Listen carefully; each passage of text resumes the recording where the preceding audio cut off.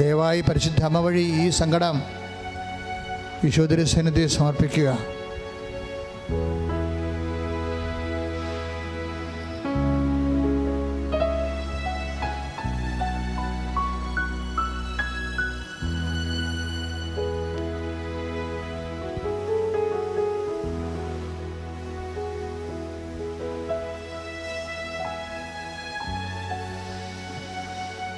ഏറ്റു പ്രാർത്ഥിക്കുക സഹോദരങ്ങളെ. അമ്മയുടെ പ്രത്യക്ഷീകരണത്തിന്റെ ഈ അനുഗ്രഹവേളയിൽ ഞങ്ങൾ പ്രാർത്ഥിച്ച എല്ലാ വിഷയങ്ങളും ഞങ്ങൾക്ക് സാക്ഷ്യം പറയുവാൻ ഇടയാക്കണമേ. സ്തുതിക്കട്ടെ.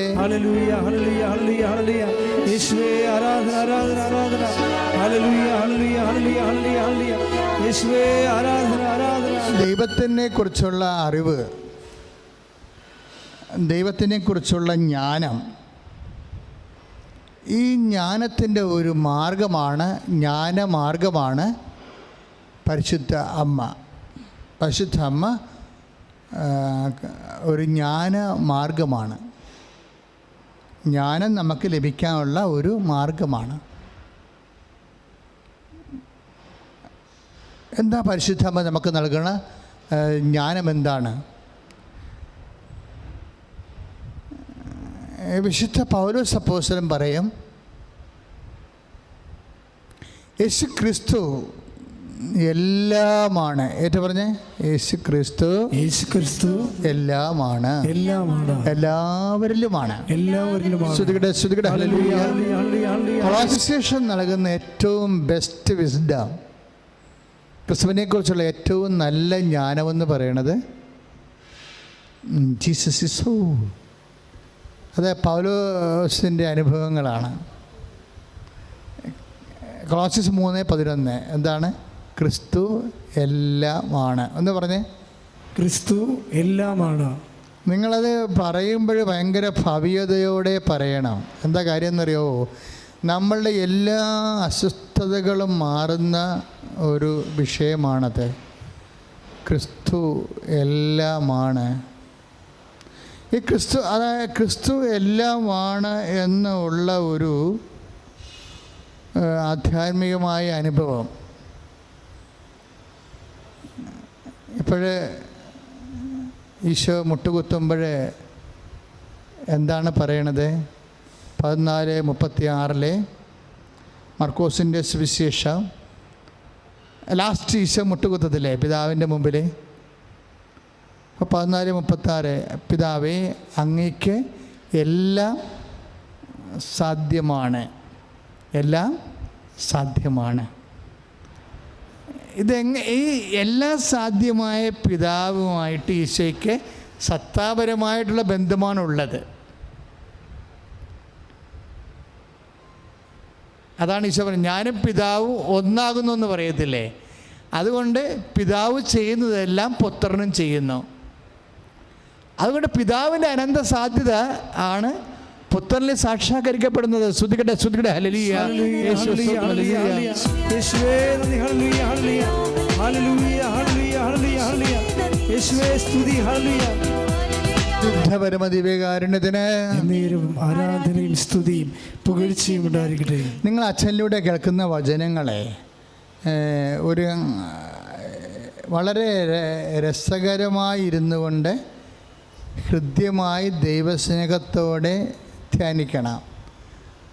അപ്പോഴും നിങ്ങളത് അനുഭവമായി. അമ്മ അങ്ങനെയാണ് ചെയ്തുകൊണ്ടിരുന്നത്. ദൈവത്തിൻ്റെ ഓരോ വചനങ്ങളും വളരെ ഹൃദ്യമായി. എന്തുകൊണ്ടാണ് അമ്മ ജ്ഞാനമാർഗമാകണത്? കാര്യം ദൈവത്തിൻ്റെ വചനങ്ങൾ വളരെ ഹൃദ്യമായി, അത് കടുകട്ടിയ വചനങ്ങളാണെങ്കിലും അമ്മ വളരെ ഹൃദ്യമായി വചനത്തെ സ്നേഹിച്ചുകൊണ്ട് അതിനെക്കുറിച്ച് ചിന്തിക്കും, ആലോചിക്കും. അമ്മയുടെ ഒരു ഏറ്റവും വലിയ ഗുണവത, അമ്മ അപ്പായെ സ്നേഹിക്കുന്നുണ്ട്. പിതാവിനെയും പുത്രനെയും പരിശുദ്ധാത്മാവിനെയും ദൈവത്തെ സ്നേഹിക്കുന്നുണ്ട്.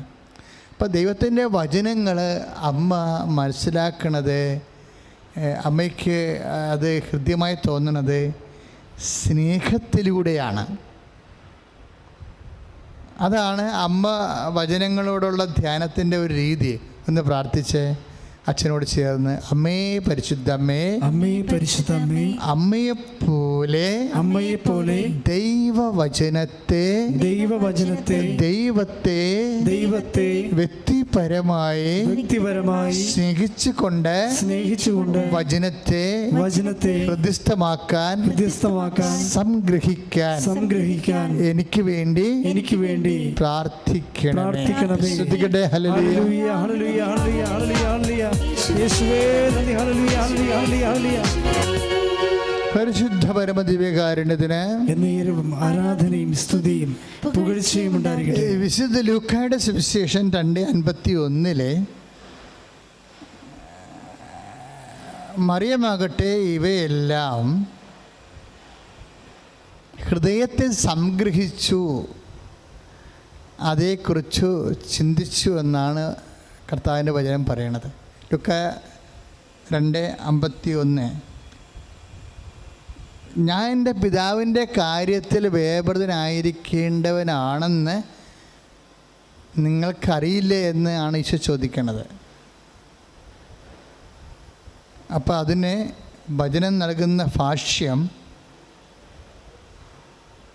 മറിയം ആ വാക്കുകളെ ഹൃദയത്തിൽ സംഗ്രഹിച്ചു. ഇപ്പം അച്ഛനിലൂടെ ഈശോ പറയണത് എന്താ? അങ്ങനെ ഒരു കേവലമായ ടെക്നിക്കലായിട്ടുള്ള ഒരു സംഗ്രഹമല്ല അമ്മ നടത്തിയത്. അമ്മ ഒരു വചനത്തെ, മനസ്സിലാകുന്ന വചനത്തെയും മനസ്സിലാകാത്ത വചനത്തെയും അമ്മ സ്നേഹത്തോടെ സ്വീകരിച്ചു എന്നാ. നമ്മളും ആദ്യം വചനത്തോട് കൈവരിക്കേണ്ട ഒരു ജ്ഞാനമാർഗം, മരിയൻ മാർഗമെന്ന് പറയണത്, എന്ത് വചനമായാലും അത് നടപ്പിൽ വരുത്തുന്നതായാലും ശരി, നടപ്പിൽ വരുത്താൻ പ്രയാസമുള്ള വചനങ്ങളായാലും ശരി, വചനത്തെ സ്നേഹത്തോടെ മാത്രമേ, നമുക്കറിയാമല്ലോ, ഒരു മുട്ട അതിൻ്റെ പുറത്ത് തള്ളക്കോഴി 21 ദിവസം ഇരിക്കുമ്പോഴാണ് അത് വിരിയണത്, ചൂട് കൊണ്ട്. വചനമെല്ലാം ഒരു മുട്ട പോലെയാണ്. എല്ലാ മുട്ടയും ഒന്നും ഈ 21 ദിവസം കൊണ്ട് വിരിയത്തില്ല. ഒട്ടകപ്പക്ഷിയുടെ മുട്ടയ്ക്ക് ഏതാണ്ട് 10-60 ദിവസം. ഇപ്പോൾ ആമ മുട്ട കടലിൽ നിന്ന് ആമ കയറി വരത്തില്ലേ, അല്ലേ? കോഴിക്കോടൊക്കെ ആമ കയറി വരും. ആമ കയറി വരുമ്പോൾ, പ്രത്യേകിച്ച് കടലായി സ്ഥലങ്ങളിലെല്ലാം ഈ ആമ കയറി വരുമ്പോൾ ആമ മുട്ടയിട്ടിട്ട് രാത്രി തിരിച്ചു പോകും. ഒരു വലിയ കുഴിയെടുത്ത് 2 അടി ആഴമുള്ള കുഴിയെടുത്തിട്ട് ആമ കുറേ മുട്ട അതിൻ്റെ അകത്തിടും. ഇങ്ങനെ ബൾബൊക്കെ നമ്മളിങ്ങനെ റബ്ബർ പോലെ വെള്ള, നല്ല തുവെള്ള മുട്ട ഇങ്ങനെ ഇട്ടിട്ട് അതിൻ്റെ പിൻകാല് കൊണ്ട് അത് മണ്ണ് എല്ലാം കൂട്ടി മൂടിക്കളഞ്ഞിട്ട് ആമ സ്വന്തം നെഞ്ചുകൊണ്ട് അതിൻ്റെ പുറത്ത് കുളവിപ്പാലം, ആ പ്രദേശത്താണ് ആമ വരണത്. അപ്പോൾ അത് അടിച്ച് പൂത്തി ഇട്ട് ആമ പോകും. എത്ര വെയിൽ കൊള്ളണ സ്ഥലത്താണ് ഇത് ആമ മുട്ട ഇടണത്. പക്ഷേ വെയിൽ ഡയറക്റ്റ് കൊള്ളത്തില്ല. പക്ഷെ ആ മണ്ണിൻ്റെ പുറത്ത് വീഴുന്ന വെയിൽ അതിൻ്റെ ചൂടേറ്റിട്ട് 60 ദിവസം എടുക്കും ഇത് മുട്ട പിരിഞ്ഞു വരാൻ വേണ്ടി. നമ്മുടെ കോഴിക്കുഞ്ഞിന് 20 മുട്ട വിരിയാൻ വേണ്ടി 20-21 ദിവസം മതി. പക്ഷേ ലോകത്തുള്ള എല്ലാ മുട്ടയും അങ്ങനെയല്ല, ചിലതിന് 60 ദിവസം എടുക്കുന്നുണ്ട്. ചില വചനങ്ങൾ വിരിഞ്ഞു വരാൻ സമയമെടുക്കും. വചനവും അങ്ങനെയാണ്, പലതരം മുട്ടകളാണ്. ചിലത് 20 ദിവസം കൊണ്ട് 21 ദിവസത്തെ ചൂടും സ്നേഹവും കൊടുക്കുമ്പോൾ അത് വിരിഞ്ഞു വരും. ചിലതിന് 60 ദിവസത്തെ ചൂട് കൊടുത്താലേ അത് വിരിഞ്ഞു വരത്തുള്ളൂ. എന്നുവെച്ചാൽ ചില വചനങ്ങൾ നടപ്പിലാക്കാൻ കൂടുതൽ ദൈവസ്നേഹം വേണമെന്നർത്ഥം. മനസ്സിലായോ? ചില വചനങ്ങൾ വിരിഞ്ഞു വരാൻ, നടപ്പിലാക്കാൻ, അതിൻ്റെ ശക്തി എനർജി റിലീസ് ചെയ്യാൻ നമുക്ക് കൂടുതൽ ദിവസത്തെ. അപ്പോൾ ഒരു വചനത്തിൽ നിന്ന് അത് നിറവേറുന്നില്ല എന്ന് വിചാരിച്ചാൽ, ഇപ്പോൾ അമ്മയെ കണ്ടപ്പോൾ എലിസബത്ത് എന്നാ പറഞ്ഞത്? ലൂക്ക 1:45 എന്നാ പറഞ്ഞത്? മേരി, കർത്താവ് നിന്നോട് അരുളി ചെയ്ത വചനങ്ങൾ എന്ന് പറഞ്ഞേ. കർത്താവ് നിന്നോട് അരുളി ചെയ്ത വചനങ്ങൾ നിറവേറുമെന്ന് വിശ്വസിച്ച നീ ഭാഗ്യവതി. ഇപ്പം വിശ്വസിക്കുമ്പോൾ ഓർക്കുക, ടെക്നിക്കൽ ഫെയ്ത്ത് അല്ലത്. അതായത് faith based upon love of God. അതാണ്. വെറുതെ വിശ്വാസം ഉണ്ടായാൽ പോരാ. എങ്ങനെയുള്ള വിശ്വാസമാണ് വേണ്ടത്? ഈ മുട്ട വിരിയിക്കാൻ, വചനം വിരിയിക്കാൻ എങ്ങനെയുള്ള വിശ്വാസമാണ് വേണ്ടത്? സ്നേഹത്താൽ പ്രവർത്തന നിരതമായ വിശ്വാസം. അതാണ് ഗലാത്യർ നമ്മൾ വായിക്കണത് 5:4 അല്ലേ? സ്നേഹത്താൽ ശ്രദ്ധിക്കട്ടെ. ഹല്ലേലൂയ, യേശുവേ സ്തോത്രം, ഹല്ലേലൂയ, ഹല്ലേലൂയ, യേശുവേ ആരാധന, ആരാധന, ആരാധന, ആരാധന, ഹല്ലേലൂയ, ഹല്ലേലൂയ. ശുദ്ധ പരമ ദിവ്യകാരുണ്യത്തിന് എന്നേരവും ആരാധനയും സ്തുതിയും പുകഴ്ചയും ഉണ്ടായിരിക്കട്ടെ. ഗലാത്യ ലേഖനം 5:6, 5-ാം അധ്യായം 6-ാമത്തെ വാക്യം. സ്നേഹത്തിലൂടെ പ്രവർത്തന നിരതമായ വിശ്വാസം. അതാണ് വേണ്ടത്. ഇപ്പം വെറുതെ നമ്മൾക്ക് ഇപ്പോൾ ലൂക്ക 1:45 അമ്മയെ കണ്ടപ്പോൾ എലിസബത്ത് പറഞ്ഞു, പരിശുദ്ധാത്മാവ് പറഞ്ഞു, എലിസബത്ത് അല്ലല്ലോ, പരിശുദ്ധാത്മാവ് പറഞ്ഞു, മേരി, കർത്താവ് നിന്നോട് അരുളി ചെയ്ത കാര്യങ്ങൾ നിറവേറുമെന്ന് നീ വിശ്വസിച്ചതാണ് നിൻ്റെ ഭാഗ്യമെന്ന് പറഞ്ഞു. പക്ഷേ അത് കേവലമായ വിശ്വാസമല്ലത്. അത് ഗലാത്യർ 5:6 അനുസരിച്ചുള്ള സ്നേഹത്താൽ പ്രവർത്തന നിരതമായ വിശ്വാസമാണ്. അതാണ് നമുക്ക് വചനം എന്ന് പറയുന്ന മുട്ട വിരിക്കാൻ വേണ്ടി വേണ്ടത്. അതിലൂടെയാണ് നമ്മൾ ജ്ഞാനവും ശക്തിയും പ്രാപിക്കുന്നത്. അതാണ് നമുക്ക് മഹത്വം തരണത്. നിത്യമഹത്വവും അതിലാണ് അടിസ്ഥാനപ്പെടുത്തിയിരിക്കുന്നത്. ഇപ്പോൾ ഒന്ന് പ്രാർത്ഥിക്കുക. കർത്താവായ ദൈവമേ,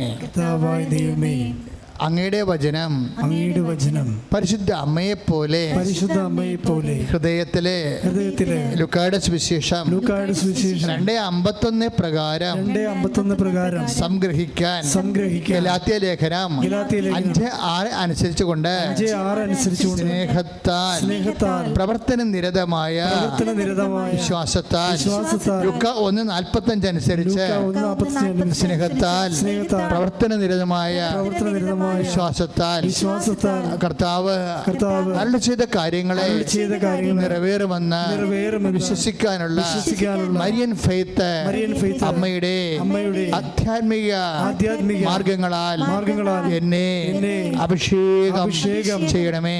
ശ്രദ്ധിക്കട്ടെ.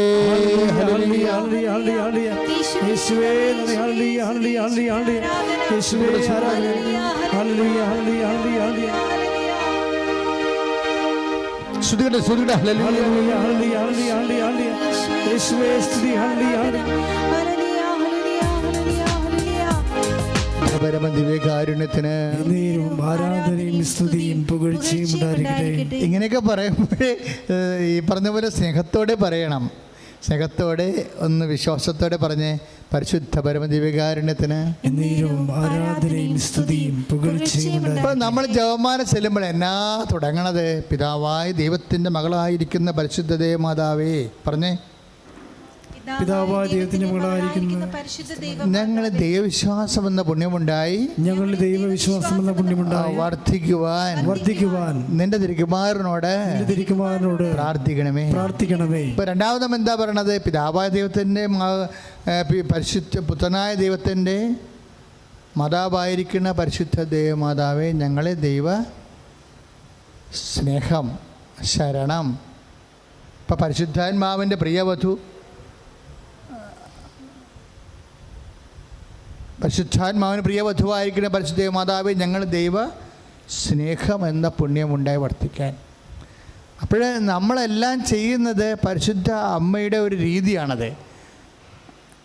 വിശ്വാസം, പ്രത്യാശ, സ്നേഹം, ഈ 3 ദൈവിക പുണ്യങ്ങൾ കൊണ്ടാണ് വചനത്തെ വിരിയിക്കണത്. ഈ വചനത്തെ വിരിയിക്കുക, അതനുസരിച്ച് വചനത്തിൽ അടിസ്ഥാനപ്പെടുത്തിക്കൊണ്ട് ജീവിത വ്യാപാരങ്ങളെ ക്രമീകരിക്കുന്നത് അല്ലാതെ നമുക്ക് ദൈവാനുഭവത്തിന് മറ്റു മാർഗങ്ങളില്ല.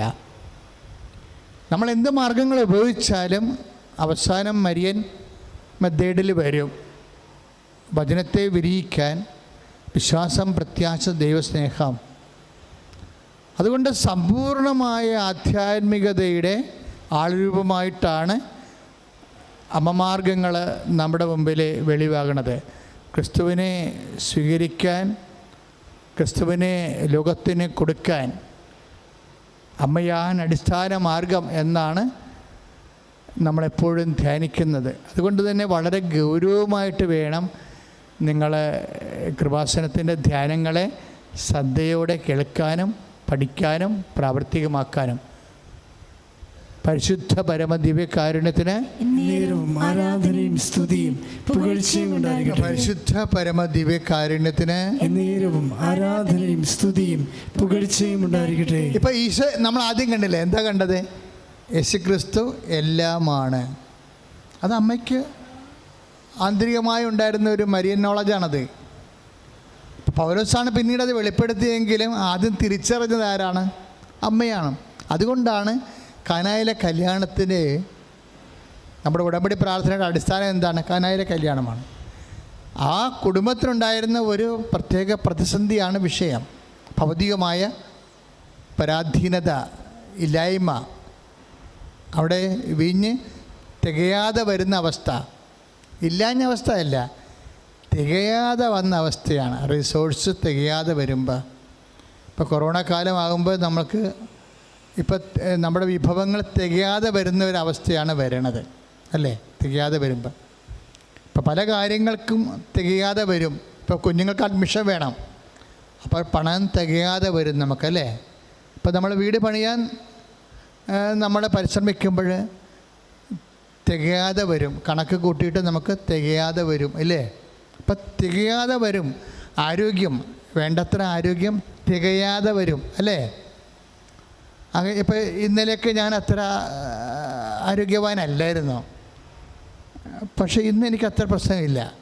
അപ്പോൾ ഇന്നലെ ആരോഗ്യം തികയാതെ വരും, ഇപ്പം ഇൻകംപ്ലീറ്റ് ആയിട്ട് വരും. നമുക്ക് ആവശ്യമുള്ള നോട്ട് സഫീഷ്യൻറ്റ്, നമുക്ക് നോട്ട് ഹാവിങ് സഫീഷ്യൻറ്റ് ഹെൽത്ത്, അതുപോലെ തന്നെ not having sufficient health and wealth, ഇതൊക്കെ തികയാതെ വരും.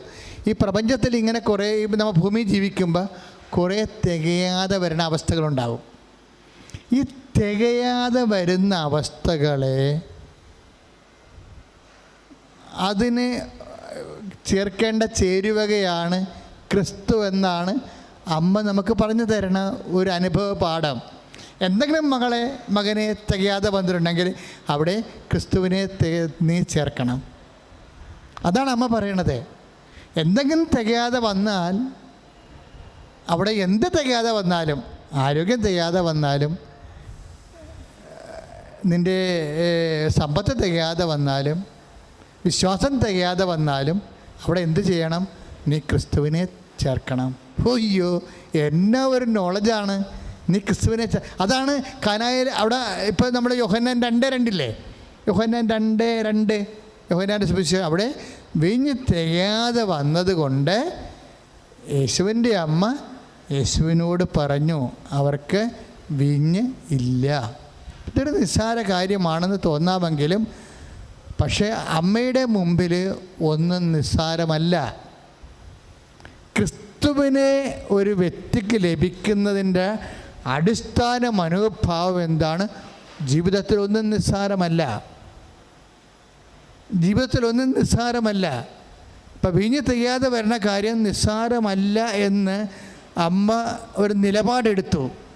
നിസ്സാരമല്ല എന്നുള്ളത് ഒരു നിലപാടാണ്. ക്രിസ്തുവിനെ നമ്മുടെ കക്ഷി ചേർക്കാൻ വേണ്ടിയുള്ള ഒരു നിലപാടാണ്.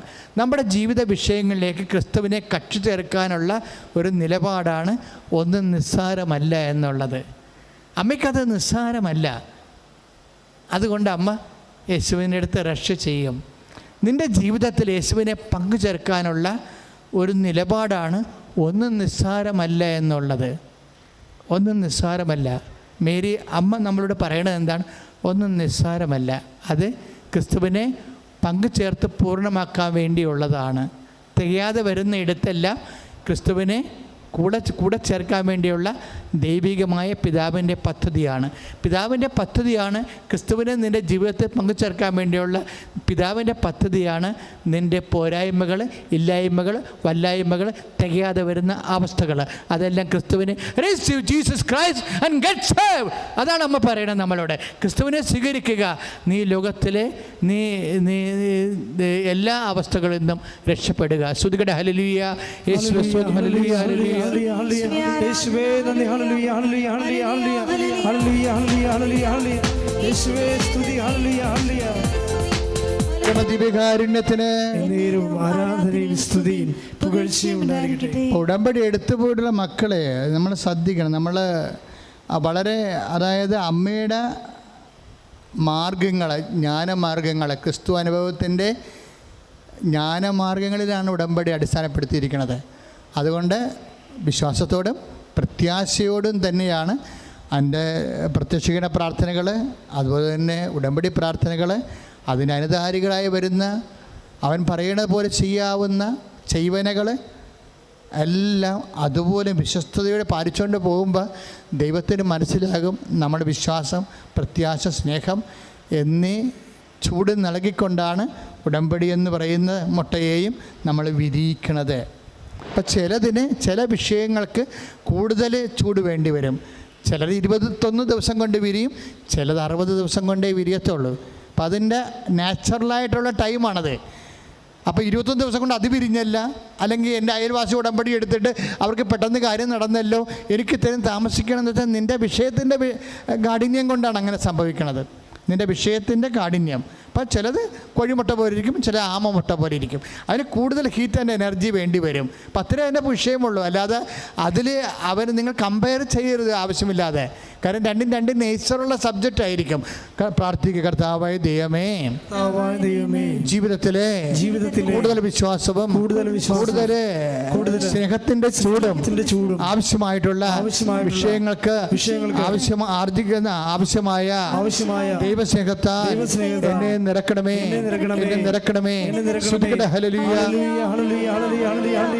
പരിശുദ്ധ പരമദിവ്യകാരുണ്യത്തിന് ആരാധനയും സ്തുതിയും പുകഴ്ചയും ഉണ്ടായിരിക്കട്ടെ.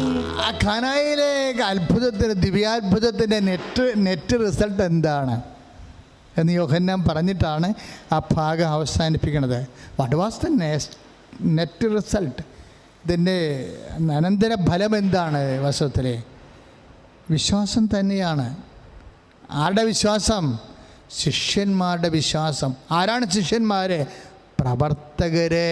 അതാണ് കർത്താവിൻ്റെ പ്രവർത്തകരെ കർത്താവ് രൂപീകരിക്കുകയാണത്. അതുകൊണ്ടാണ് യോഹന്നാൻ പറയണത്, അങ്ങനെ അവൻ്റെ ശിഷ്യന്മാർ ഈശോയിൽ വിശ്വസിച്ചു. 2:11 വിശുദ്ധ യോഹന്നാൻ്റെ സുവിശേഷം 2-ാം അധ്യായം 11-ാമത്തെ വാക്യം എന്താ പറയണത്? കാനായിൽ അത്ഭുതം കഴിഞ്ഞപ്പോൾ അത് കണ്ട ശിഷ്യന്മാർ എന്താ ചെയ്തത്? അങ്ങനെ ജനക്കൂട്ടം അവനെ വിശ്വസിച്ചെന്നല്ല അവിടെ പറഞ്ഞിരിക്കണത്. വളരെ ഒരു ക്ഷണിക്കപ്പെട്ട അതിഥികളുടെ ഒരു മുമ്പിൽ നടക്കുന്ന ഒരു മിറക്കിളാണത്. ക്ഷണിക്കപ്പെട്ട അതിഥികളുടെ മുമ്പിൽ നടക്കുന്ന ഒരു മിറക്കിളാണ്. അവിടെ എല്ലാവരെയും അത് ഒരു കൺവെൻഷൻ പോലെ അപ്പം വർദ്ധിപ്പിക്കുന്ന പോലെ ഉള്ള ഒരു സംഭവമല്ല. അവിടെ വന്നിരിക്കുന്നത് ശിഷ്യന്മാരും അവൻ്റെ ശിഷ്യന്മാരും അവിടെ ക്ഷണിക്കപ്പെട്ടിരുന്നു. അതാണ്. അപ്പോൾ യേശുവിനും ശിഷ്യന്മാർക്കുമുള്ള ഒരു റിലേറ്റീവ്സിൻ്റെ ഒരു ഫങ്ഷനാണത്. എല്ലാവരും അല്ലാതെ നമ്മൾ പള്ളിയിൽ പെരുന്നാളിന് പോണ പോലെയുള്ള എൻ്റയർ കമ്മ്യൂണിറ്റിക്ക് വേണ്ടിയുള്ള അത്ഭുതമല്ല, അടയാളമല്ല. വളരെ പരിമിതമായ രീതിയിൽ പ്രത്യേകം ക്ഷണിക്കപ്പെട്ട അതിഥികളുടെ ഇടയിലുണ്ടാകുന്ന ഒരു വെളിപാടാണ്. യേശുവിനെ വെളിപ്പെടുത്തുന്നതാണതവിടെ. അപ്പോൾ റിലേറ്റീവ്സിൻ്റെ മുമ്പിൽ, ക്ഷണിക്കപ്പെട്ടവരുടെ മുമ്പിൽ യേശുവിനെ വെളിപ്പെടുത്തുന്ന ഒരു വലിയ അടയാളമാണത്. അതുകൊണ്ടാണ് അവൻ്റെ ശിഷ്യന്മാർ അവനിൽ വിശ്വസിച്ചുവെന്ന് യോഹന്നാൻ 2:11 ആ അധ്യായം കഴിയുമ്പോൾ അത് ആ അത്ഭുതം കഴിയുമ്പോൾ പറയണത്. അപ്പോൾ എപ്പോഴും നമ്മൾ ശ്രദ്ധിക്കേണ്ട ഇതാണ്, ചില മിറക്കിളുകൾ ശരിക്കും എന്തിനുള്ളതാണ്? ശിഷ്യന്മാരെ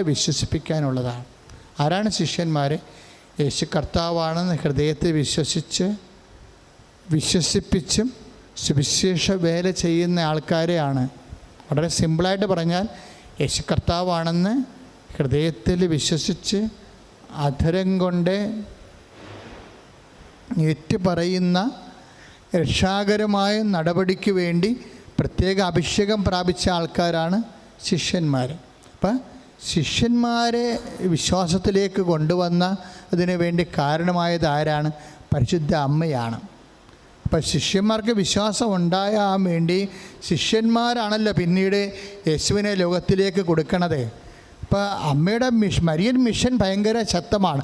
ഒന്ന്, റിസീവ് ജീസസ്, യേശുവിനെ വചനത്തിൽ വിശ്വസിച്ച് കൊണ്ട് യേശുവിനെ ഉദരത്തിൽ സ്വീകരിക്കുന്നയാളാണ് മേരി. എന്നിട്ട് പിന്നീട് റീച്ച് ഔട്ട് ചെയ്യാൻ വേണ്ടി ലോകത്തിന് യേശുവിനെ കൊടുക്കാൻ വേണ്ടി ശിഷ്യന്മാരെ ഒരുക്കുന്ന ആളാണ് അമ്മ. അപ്പോൾ നമ്മൾ ഉടമ്പടി എടുത്ത് കഴിയുമ്പോൾ ഒരേ സമയം അമ്മയെപ്പോലെ യേശുവിനെ ഹൃദയത്തിൽ സ്വീകരിക്കുകയും പിന്നെ യേശുവിനെ ലോകത്തിന് കൊടുക്കാൻ വേണ്ടി നമ്മൾ യേശുവിന് സാക്ഷികളാകാൻ വേണ്ടിയുള്ളവരെ പരിചരിക്കുകയും പരിശീലിപ്പിക്കുകയും ചെയ്തുകൊണ്ട് വലിയൊരു ദൗത്യമാണ് ദൈവം നമ്മളെ ഏൽപ്പിച്ചിരിക്കണം എന്നുള്ള ബോധ്യമുള്ളവർക്ക് പെട്ടെന്ന് ദൈവമഹത്വം ഉണ്ടാകും. ശ്രുതികട ഹല്ലേലൂയ, യേശുവേ സ്തോത്രം, ഹല്ലേലൂയ, ശ്രുതികട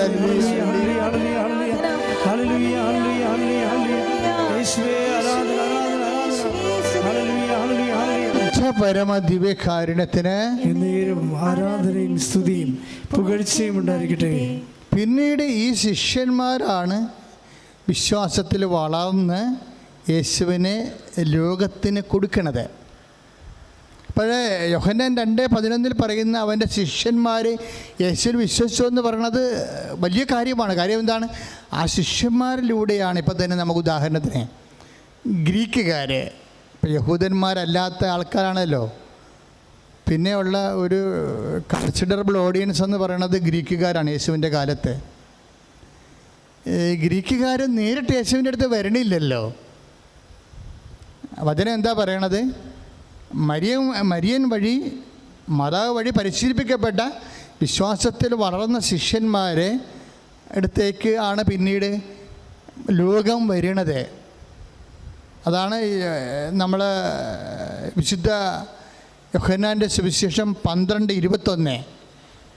ഗ്രീക്കുകാർ വന്ന് ശിഷ്യന്മാരോട് ചോദിച്ചു. എന്താണ് ചോദിച്ചത്? വി വാണ്ട് സീ ജീസസ്, ഞങ്ങൾക്ക് യേശുവിനെ കാണണം. അപ്പോൾ അത് ആരാണ് ചോദിക്കണത്? ഫിലിപ്പോസിനോടാണ് ചോദിക്കണത്. ഫിലിപ്പോസൊക്കെ കർത്താവിൻ്റെ ബന്ധുക്കാർ, സൈതായിക്കാരൻ കല്യാണത്തിനുണ്ടായിരുന്ന കക്ഷികളാണ്. അപ്പോൾ ഫിലിപ്പോസിനോട് പറഞ്ഞു, ഞങ്ങൾക്ക് കർത്താവിനെ കാണണം. ഫിലിപ്പോസിൻ്റെ അടുപ്പക്കാരാണ് കഫർനാംകാരനായ പത്രോസ്. ഇപ്പോൾ ബെത്സൈദ, കഫർനാമൊക്കെ വളരെ സമുദ്രതീര പട്ടണങ്ങളിലാണ്. അപ്പോൾ ഇവരെല്ലാവരും മത്സ്യത്തൊഴിലാളി സമൂഹത്തിൽ നിന്നുള്ളവരാണ്. അപ്പോൾ അവർ ഫിലിപ്പോസ് വന്നിട്ട് അന്ത്രയോസിനോട് പറയും, ഗ്രീക്കുകാർ വന്നിട്ടുണ്ട്, അവർക്ക് കർത്താവിനെ കാണണമെന്ന് പറയും. അപ്പോൾ അന്ത്രയോസും ഫിലിപ്പോസും കൂടി ഗ്രീക്കുകാരെ കൂട്ടിക്കൊണ്ട് യേശുവിൻ്റെ അടുത്ത് വരും. അപ്പോൾ ഗ്രീക്കുകാർ വരുമ്പോൾ അപ്പോൾ ക്രമേണ നമുക്കറിയാമല്ലോ, നിങ്ങളെപ്പോഴും ചെയ്യേണ്ടത്, നിങ്ങൾ കൃപാസനത്തെ ഉടമ്പടി എടുക്കുമ്പോൾ നിങ്ങൾ എന്താ ഉടമ്പടി എടുക്കുന്നത്? ഞങ്ങൾ കർത്താവിനെ അറിയാത്തവരെ അറിയിക്കും, അറിഞ്ഞവരെ ആഴപ്പെടുത്തും. അതാണ് നമ്മൾ എടുക്കുന്ന ഉടമ്പടി, അല്ലേ? അവൻ പറയണത് പോലെ ചെയ്യും. അങ്ങനെ കർത്താവിൽ നമ്മൾ ആഴപ്പെടും. അങ്ങനെ എന്തിനാണ് കർത്താവിൽ ആഴപ്പെടുന്നത്? ലോകത്തിന് ഈശോനെ കൊടുക്കാൻ വേണ്ടിയാണ്. അപ്പോൾ ഗ്രീക്കുകാർ വന്നപ്പോൾ ശിഷ്യന്മാർ യേശുവിൻ്റെ അടുത്ത് കൊണ്ടുവരും. അപ്പോൾ ഇത് നമ്മളെ ഉടമ്പടിയുടെ ആന്തരികത മറന്നു പോകരുത്. അതൊരു പ്രാർത്ഥനയല്ല, ഒരു പ്രവർത്തന രീതിയാണത്, ഒരു മിഷൻ രീതിയാണത് ഉടമ്പടി. അപ്പോൾ അതുവഴി ഞാൻ മരിയൻ മിഷണറിയായി മാറുകയാണെന്നുള്ള ബോധം എപ്പോഴും ഉണ്ടാകണേ. ഏത് ലോക്ക്ഡൗണൊക്കെ നല്ലൊരു കാലമാണ്. കാര്യം എന്താ വെച്ചാൽ കാലങ്ങളിങ്ങനെ ചേഞ്ച് ചെയ്യുമ്പോഴും നമ്മൾക്ക് വിശ്വസ്തത പ്രകടിപ്പിക്കാനുള്ള ഒരു അനുകൂലമായ അവസരമാണിത്. അതിപ്പോൾ ഉടമ്പടിയല്ലേ, ലോക്ക്ഡൗൺ അല്ലേ, ഇപ്പോൾ കൊറോണ അല്ലേ, ലോക്ക്ഡൗൺ അല്ലേ എന്ന് പറഞ്ഞ് മണ്ടത്തരമൊന്നും കാണിച്ചേക്കരുത്.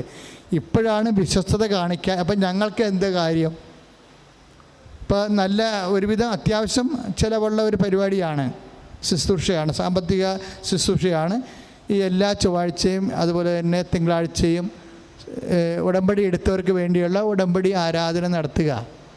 അപ്പോൾ ഇതിലിപ്പോൾ 4 ക്യാമറയാണ് വെച്ചിരിക്കുന്നത്, കൊയറുണ്ട്, എല്ലാത്തിനും ചിലവുണ്ട്. ശരിക്കും ഞങ്ങൾ ആരോടും 5 പൈസ ചോദിക്കണമില്ല, വാങ്ങിക്കണമില്ല. എന്തുകൊണ്ടാണ് ഇങ്ങനെ ചെയ്യണത്? എന്താ അങ്ങനെ ചെയ്യണമെന്ന് വെച്ച് കഴിഞ്ഞാൽ ദൈവവചനത്തോടുള്ള വിശ്വസ്തതയാണ്. ഉടമ്പടി എടുത്തവർ അപ്ഡേഷൻ ഉണ്ടാകണം, അവർക്ക് വചനത്തിൽ അപ്ഡേഷൻ ഉണ്ടാകണം, അവർ വചനത്തിൽ വളരണം.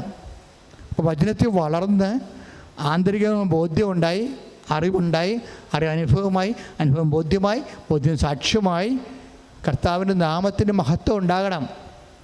കാര്യം ഓരോ ഇൻസിഡൻറ്റും ഉണ്ടാകണം. എന്തിനാണ്? ഇപ്പോൾ ഗ്രീക്കുകാർ വരുന്നു, ഗ്രീക്കുകാർ വരുമ്പോൾ ഈശോ എന്താ പറയണത്? ഗ്രീക്കുകാർ വരാൻ പോകണമെന്ന് കേൾക്കുമ്പോൾ തന്നെ ഈശോ എന്താ പറയണത്?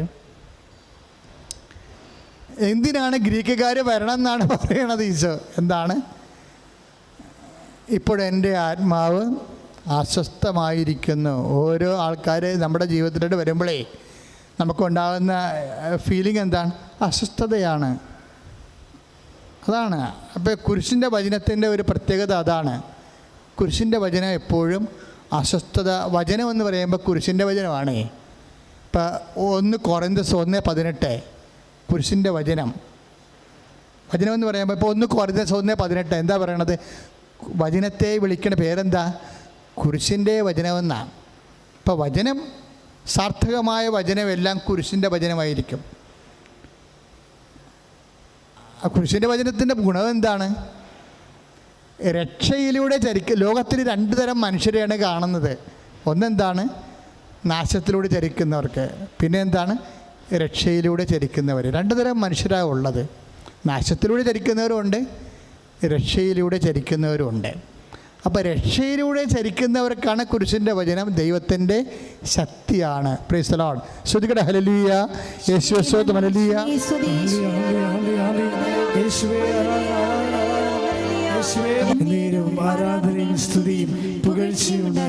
ഇപ്പോൾ നമ്മൾക്ക് കർത്താവ് തന്ന വചനം എന്താണ്?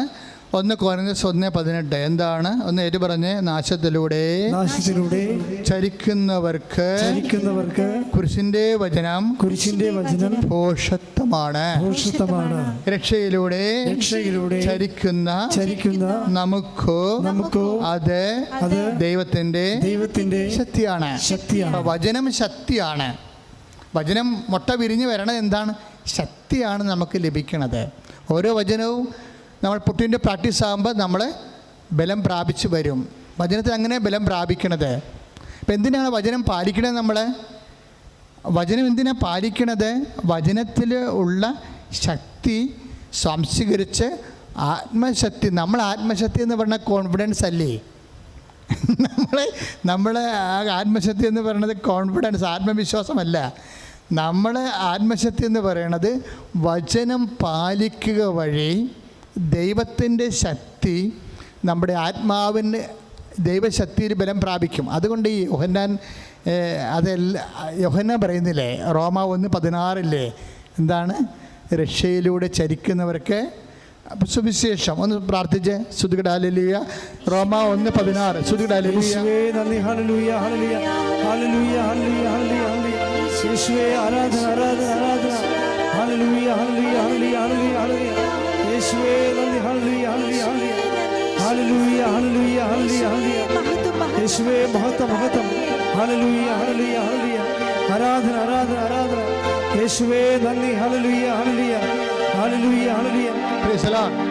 ആരാണ് ലജ്ജിക്കണത് വചനത്തെക്കുറിച്ച്?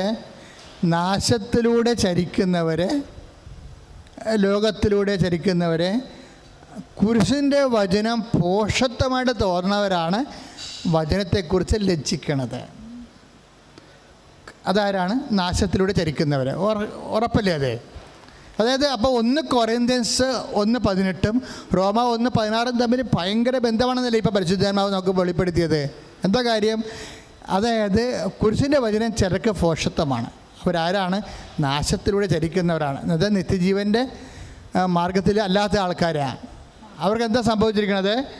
സുവിശേഷത്തെപ്പറ്റി ഞാൻ ലജ്ജിക്കുന്നില്ല. അപ്പം ആരോ ലജ്ജിക്കുന്നുണ്ടെന്നല്ല എൻ്റെ അർത്ഥം. ആരാ ലജ്ജിക്കണത്? നാശത്തിലൂടെ ചരിക്കുന്നവരെ കുരിശിൻ്റെ വചനം പോഷത്വമായി തോന്നണവരാണ് ലജ്ജിക്കുന്നത്. അതാണ് സുവിശേഷത്തെ പറ്റി ഞാൻ ലജ്ജിക്കുന്നില്ല. എന്തെന്നാൽ ഒന്നേറ്റ് പറഞ്ഞ്, സുവിശേഷത്തെ പറ്റി ഞാൻ ലജ്ജിക്കുന്നില്ല.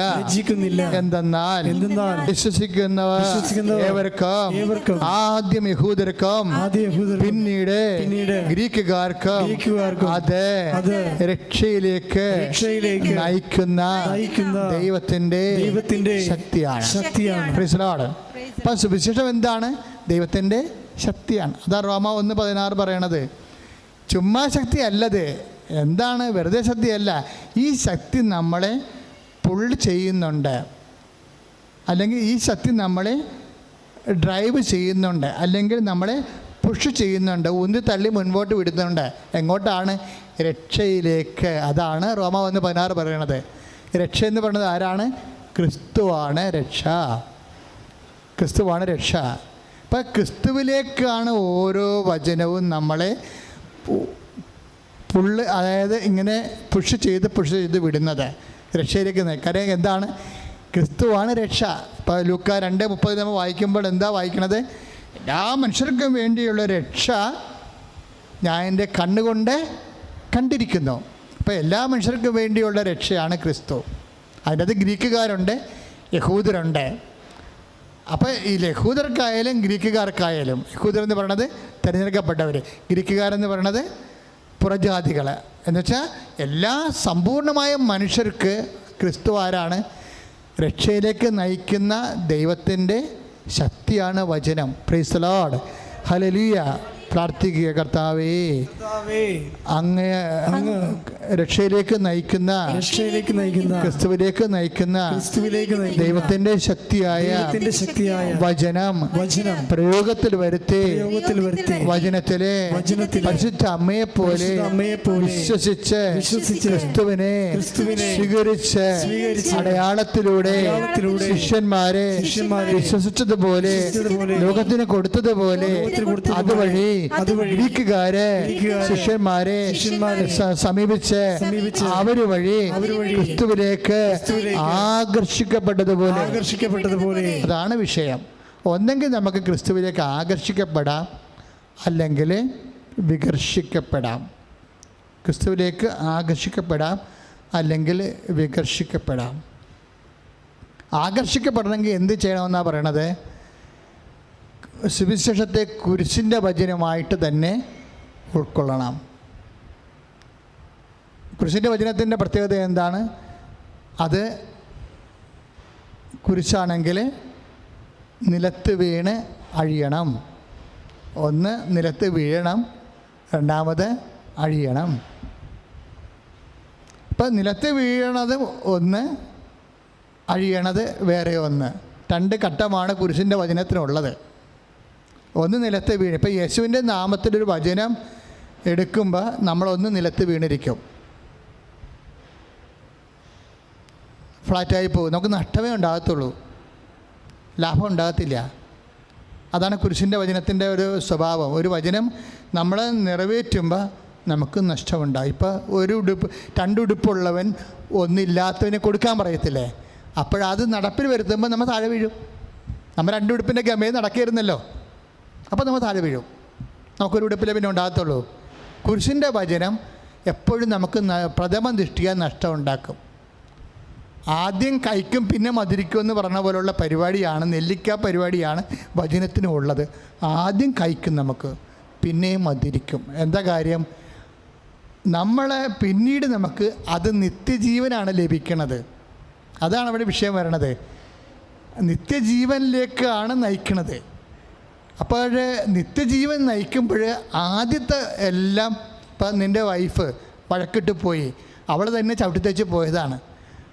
അപ്പോൾ അവളെ ചെന്ന് ദൈവം യോജിപ്പിച്ചതാണെന്നും പറഞ്ഞ് നമ്മൾ വിളിക്കാൻ ചെല്ലുമ്പോൾ നമ്മുടെ അമ്മ പറയും, നീ എന്ത് പെൺകോന്തനാടാ, നീയാണ് അവളെ കെട്ടിയത്, അവൾ നിന്നെ കെട്ടിയതാണ്, നാണം ഉണ്ടാടാന്നൊക്കെ ചോദിച്ചു, ഇനി വിളിച്ചോണ്ട് വാ, ഇനി അവളുടെ അടിമയായിട്ടൊക്കെ ജീവിച്ചോ ഇവിടെ വന്ന് എന്ന് പറയുമ്പോൾ നമ്മൾ അമ്മയുടെ വാക്ക് നോക്കത്തില്ല, അവളുടെ മുമ്പിൽ തോറ്റുപോയെന്ന് വിചാരിക്കത്തില്ല, കർത്താവ് ജയിച്ചാൽ മതിയെന്നാണ് നമ്മൾ വിചാരിക്കണം. അപ്പം നമ്മൾ താഴെ വീണല്ലോ, താഴെ വീണു.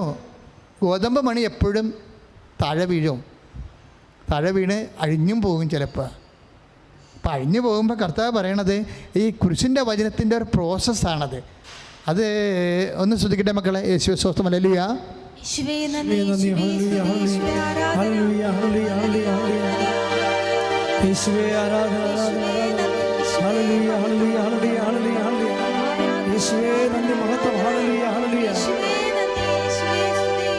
അപ്പോൾ 12:24 ഗ്രീക്കുകാർ വരാൻ പോണെന്ന് പറയുമ്പോൾ തന്നെയാണ് ഈശോ ഈ താഴെ വീണ കാര്യമൊക്കെ പറയണത്. എന്താ പറയണത്? 12:24 സത്യം സത്യമായി ഞാൻ നിങ്ങളോട് പറയുന്നു, ഗോതമ്പ് മണി നിലത്ത് വീണ് ഒന്ന്. രണ്ടാമത്തെ എന്താണ്? നിലത്ത് വീണാൽ മാത്രം പോരാ, അഴിയുകയും ചെയ്യും, നഷ്ടമായിരിക്കും. നിലത്ത് വീണ് അഴിയുന്നില്ലെങ്കിൽ അതേപടി ഇരിക്കും. ഇപ്പം കുരിശിൻ്റെ വചനത്തിനും കുരിശിൻ്റെ അല്ലാത്ത വചനത്തിനുമുള്ള ഒരു പ്രശ്നം എന്ന് വെച്ച് കഴിഞ്ഞാൽ, കുരിശിൻ്റെതല്ലാത്ത വചനം, നാശത്തിലേക്കുള്ള വചനത്തിനുള്ള പ്രത്യേകത, അത് നിലത്തും വീഴത്തില്ല, അഴിയത്തുമില്ല, അതേപടി ഇരിക്കും. എല്ലാവർക്കും ഇഷ്ടം അതാണല്ലോ, അതേപടി ഇരിക്കാൻ. എല്ലാവർക്കും ഇഷ്ടം അതാണ്, അതേപടി ഇരിക്കണം. നേരത്തെ നമുക്ക് ഡിസ്റ്റർബൻസ് ഒന്നും ഉണ്ടാകരുത്, നമുക്ക് അസ്വസ്ഥത ഒന്നും ഉണ്ടാകരുത്, അതാണ് നമ്മൾ ആഗ്രഹിക്കുന്നത്, അതേപടി ഇരിക്കണം. ഇപ്പം അച്ഛന്മാരുടെ ട്രാൻസ്ഫർ നടക്കുന്ന സമയമാണ്. ഇപ്പം ചില അച്ഛന്മാർ വിചാരിക്കും ഈ ഇടവകയിൽ തന്നെ ഇരുന്നാൽ കൊള്ളാമായിരുന്നെന്ന് പറയും, അതേപടി ഇരിക്കാൻ. ഞാനൊക്കെ ആഗ്രഹിച്ചിട്ടുണ്ട്, ഞാൻ കുറേ പള്ളി ഇരുന്നപ്പോൾ അതേപടി ഇരിക്കാൻ ആഗ്രഹിച്ചിട്ടുണ്ട്, അതേപടി ഇരിക്കാൻ. നമുക്ക് ചേഞ്ച് ബുദ്ധിമുട്ടാണ്. പക്ഷേ കർത്താവിൻ്റെ വചനം പറയുമ്പോൾ നീ നിലത്ത് വീഴണമെന്ന് പറയും, അഴിയണമെന്ന് പറയും, അല്ലെങ്കിൽ അതേപടി ഇരിക്കും. അതേപടി ഇരുന്ന നാശത്തിലേക്കുള്ള വഴിയാണത്. ശ്രുതികട ഹല്ലേലൂയ, യേശുവേ സ്തോത്രം, ഹല്ലേലൂയ, ഹല്ലേലൂയ. യേശുവേ സ്തുതി, ഹല്ലേലൂയ, ഹല്ലേലൂയ, ഹല്ലേലൂയ. യേശുവേ സ്തുതി, ഹല്ലേലൂയ, ഹല്ലേലൂയ. യേശുവേ ആരാധന, ആരാധന. യേശുവേ മഹത്വം, മഹത്വം, മഹത്വം, മഹത്വം. ഹല്ലേലൂയ, ഹല്ലേലൂയ, ഹല്ലേലൂയ, ഹല്ലേലൂയ. യേശുവേ സ്തുതി, സ്തുതി, ഹല്ലേലൂയ. 24 കണ്ടില്ലേ സഹോദരങ്ങളെ? 12:24 ഗ്രീക്കുകാർ വരുമ്പോഴാണ് ഈ ജ്ഞാനമെല്ലാം വരണത്. എന്നാ പറയണത്? 12:24 യോഹന്നാൻ, സത്യം സത്യമായി ഞാൻ നിങ്ങളോട് പറയുന്നു, ഗോതമ്പ് മണി നിലത്ത് വീണ് അഴിയുന്നില്ലെങ്കിൽ അത് അതേപടി ഇരിക്കും, അഴിയുന്നെങ്കിലോ അത് വളരെ ഫലം പുറപ്പെടുവിക്കും. തൻ്റെ ജീവനെ സ്നേഹിക്കുന്നവൻ അത് നഷ്ടപ്പെടുത്തുന്നു. ഈ ലോകത്തിൽ തൻ്റെ 25-ാം വാക്യം, തൻ്റെ ജീവനെ, യോഹന്നാൻ 12:22-25, തൻ്റെ ജീവനെ സ്നേഹിക്കുന്നവൻ അത് നഷ്ടപ്പെടുത്തുന്നു. ഈ ലോകത്തിൽ തൻ്റെ ജീവനെ ദ്വേഷിക്കുന്നവൻ നിത്യജീവന് വേണ്ടി അതിനെ കാത്തു സൂക്ഷിക്കുന്നു. അപ്പം അതേപടി ഇരിക്കുന്ന അവസ്ഥയാണ് നാശത്തിലേക്കുള്ള വഴി. അത് ചേഞ്ച് വരുത്തുന്ന അവസ്ഥയാണ് ഇപ്പം തന്നെ ആണ് നിത്യജീവനിലേക്ക്. അപ്പം നമ്മുടെ ഓരോ പ്രവർത്തനവും നിത്യജീവനാണ് നടപ്പിൽ വരുത്തണമെന്ന് ഓർക്കണം. ഇപ്പം ഞാൻ കഴിഞ്ഞ ദിവസങ്ങളിൽ ഒരു മരിപ്പിന് പോയി,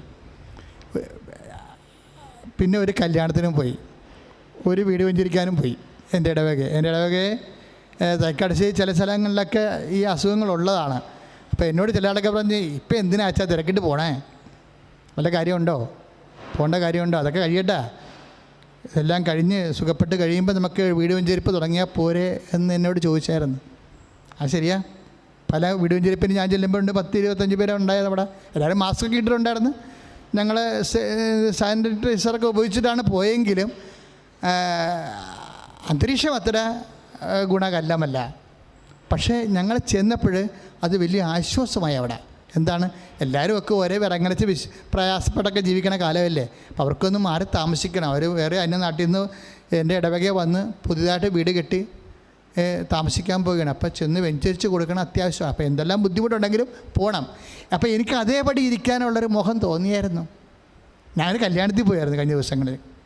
ഞങ്ങളൊരു 25 പേര് ആ കല്യാണത്തിനുണ്ടായിരുന്നു.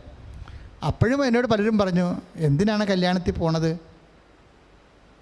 ചിലപ്പോൾ ഒരു വചനം അവരോട് പറഞ്ഞാൽ, അപ്പം ഞാൻ അവരോട് ചെന്ന് പറഞ്ഞ ഇത്രയേ ഉള്ളൂ. കല്യാണത്തിന് പറഞ്ഞത്, അമ്മേനെ ഏൽപ്പിച്ചിട്ടാണ് ഞാൻ നിങ്ങളെ കെട്ടിക്കണതെന്ന് പറഞ്ഞു, അത്രയേ ഉള്ളൂ. ഇപ്പോൾ വരാൻ പോണ കാര്യമൊക്കെ അമ്മയ്ക്ക് അറിയാൻ പറ്റും. ഒരു കുടുംബത്തിൽ സംഭവിക്കാൻ പോണ കാര്യങ്ങളില്ലേ.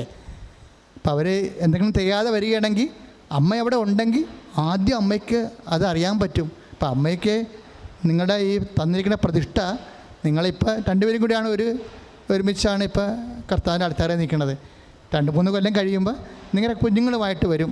അപ്പം കുഞ്ഞുങ്ങളായിട്ട് വരുന്ന സമയത്തും അമ്മയെ പ്രതിഷ്ഠിച്ചിരിക്കുന്നത് നിങ്ങൾ പ്രതിഷ്ഠ ഓർക്കണം. ഓരോ പ്രതിഷ്ഠയിലൂടെയാണ് അനുസ്മരണ ഉണ്ടാകുകയും നമുക്ക് അനുഭവം ഉണ്ടാകുകയും ചെയ്യണത്. അത്രയും പറഞ്ഞാൽ മതി അവിടെ ചെന്നിട്ട്. പരിക്കെട്ടി പറയേണ്ട കാര്യമില്ല. അപ്പം ആ ഒരു വാക്ക് പറയാൻ ചെല്ലണം അവിടെ നമ്മളെ. കാര്യം എന്നോടാണ് ആ വാക്ക്, എനിക്കതാണ് തന്നിരിക്കണം ദൈവം. അപ്പം ഞാനത് ചെന്ന് അവരോട് പറയണം. അതിനുവേണ്ടി കാശും മുടക്കി അവിടെ ഒരു ദിവസവും കളഞ്ഞ് ചെല്ലുകയാണ്. അപ്പോൾ ഒരു വചനത്തിന് കൊടുക്കുന്ന പ്രാധാന്യം അതാണ്. അപ്പോൾ പോകണ്ട, അതേപടി ഇരുന്നാൽ മതിയെന്ന് എന്നോട് പലരും പറഞ്ഞു. അപ്പോൾ ചില സമയത്തൊക്കെ ഇപ്പോൾ ആശുപത്രി നിൻ്റെ ഒരു രോഗി കിടക്കുന്നുണ്ടോ നിൻ്റെ, അപ്പോൾ നമ്മൾ വേണമെങ്കിൽ കൊറോണ അല്ലേ, അങ്ങോട്ടും ഇങ്ങോട്ടും പൊക്കുവരവൊന്നും ഇല്ലല്ലോ എന്ന് വിചാരിച്ചുകൊണ്ട് നമുക്ക് വേണേൽ വീട്ടിലിരിക്കാം. അപ്പോൾ നമുക്ക് പോകാൻ താല്പര്യമില്ലാഞ്ഞിട്ടാണ്, അതേപടി ഇരിക്കാനുള്ളൊരു മോഹമാണ് നമുക്കുള്ളത്. അപ്പോൾ കൊറോണയുടെ ഒരു സംഭവം വെച്ചുകൊണ്ട് നമ്മൾ കൊറോണനെ മാപ്പസാക്ഷിയാക്കിക്കൊണ്ട് നമ്മുടെ സ്വാർത്ഥത സംരക്ഷിച്ചുകൊണ്ട് വേണം നമുക്ക് വേണേൽ അതേപടി ഇരിക്കാൻ പറ്റും. അതേപടി ഇരിക്കണതൊന്നും മരിയം വചനങ്ങളല്ല. വചനം കുരിശിൻ്റെ വചനങ്ങളാണ്.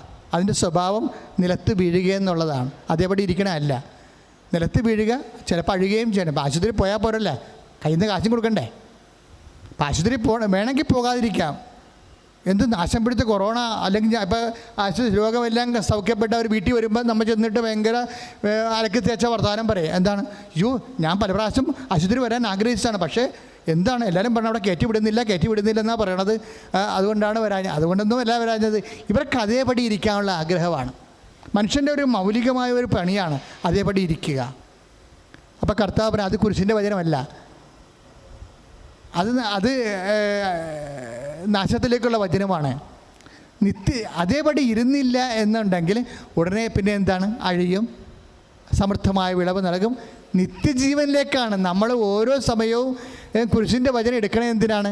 ഈ ജീവിതത്തിന് വേണ്ടി മാത്രമല്ല. എന്തിനാണ്? നിത്യജീവനിലേക്കാണ്. അതാണ് അമ്മ ഒരിക്കലും അമ്മയെ അതേപടി ഇരുത്തിയിട്ടില്ല. അമ്മയെ ഒരിക്കലും ഈശോ വചനം സ്വീകരിച്ചതിന് ശേഷം പറഞ്ഞ എലിസബത്തിൻ്റെ വീട്ടിൽ വിട്ടു, തിരിച്ചു കൊണ്ടുവന്നു. വീട്ടിൽ പ്രസവിക്കുന്ന സമയത്ത് അവിടുന്ന് പറഞ്ഞു വിട്ടു, ബെത്ലഹേമിലേക്ക് പറഞ്ഞു വിട്ടു. അവിടെ പ്രസവിച്ചു. കുറച്ച് നാളം കഴിഞ്ഞപ്പോൾ അവിടെ അതേപടി ഇരിക്കാൻ പറ്റാതെ അവിടുന്ന് ഈജിപ്തിലോട്ട് പറഞ്ഞു വിട്ടു, തിരിച്ചു കൊണ്ടുവരുന്നു. ഒരിക്കലും അമ്മയെ അതേപടി ഇരുത്തിയിട്ടില്ല. കാര്യം അതേപടി ഇരിക്കാത്ത അവസ്ഥയെല്ലാം അഴിഞ്ഞ് ഫലം നൽകുന്ന. അപ്പം നമുക്കോർക്കും ഇതെല്ലാം പോയിട്ട് എന്ത് ഈ കഷ്ടപ്പാടെല്ലാം സഹിച്ചിട്ട് അമ്മയ്ക്ക് എന്നാ കിട്ടി? സ്വന്തമായിട്ട് വീട്ടിൽ നിന്ന് പ്രസവിച്ച് കുഞ്ഞിനെ വളർത്തിക്കൊണ്ട് വരണം അല്ലേ ഏറ്റവും നല്ലത്. അത് അതേപടി ഇരിക്കണതാണ്.